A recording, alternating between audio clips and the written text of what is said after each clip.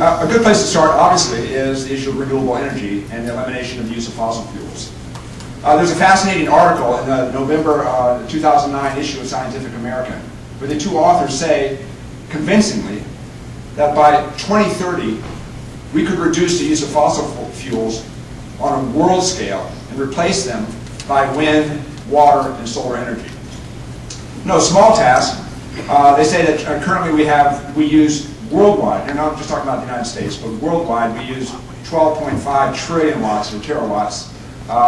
And by 2030, we'll be using 17 trillion watts of conventional fossil fuel.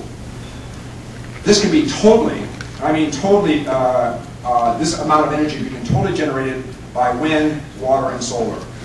It requires 3.8 million large wind turbines of utility scale. But you know, and 51% of this new energy would come from wind. When people think of windmills, this would actually cover a land mass less than the size of Manhattan, or about 30 square miles. We need 89,000 photovoltaic and concentrated solar plants averaging 300 megawatts apiece, and we need 900 hydroelectric stations worldwide. 70% of those are already in place. And as you can tell, these are all manufactured products that rely heavily on manufacturing.